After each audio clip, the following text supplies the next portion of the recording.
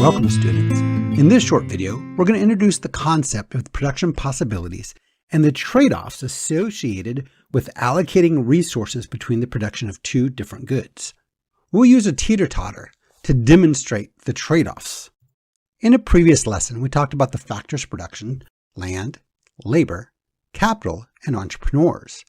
We will use the four factors of production to show the trade-offs associated with allocating resources between the production of two goods. So we can have all of our factors of production to produce one good. Let's say we produce bread.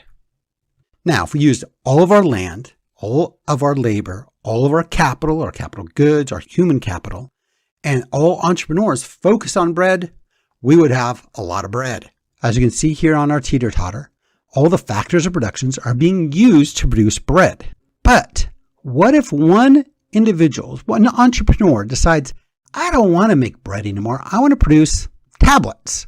So that entrepreneur will stop focusing on producing bread and start focusing on producing tablets. Of course, he's going to need other factors of production to produce tablets. He's going to need land in order to build a factory. He's going to need capital, machinery, and tools to make the factory, produce the goods that he needs. And of course, to make that all happen, he will need his labor. So now we have factors of production that's shifted to produce tablets. There's going to be a trade-off because now those factors of production can no longer be used to make bread. So to gain a tablet, we have to give up some bread. And of course, the more factors of production we move over, the more entrepreneurs move over, the more capital they use, the more land they use, and the more labor that they use to produce more tablets because of high demand, we're going to have to give up more and more bread. And our teeter-totter will shift. Less bread and more tablets.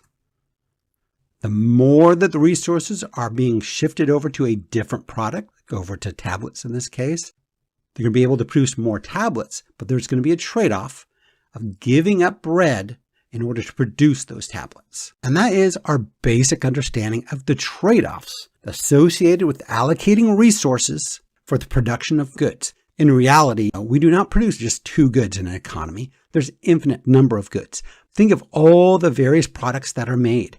Each new product that's made is using land, labor, capital, and entrepreneurship, tying those three factors together to produce that good. That means those resources not be used to make other goods. This shows scarcity and trade-off within the economy. See you next time.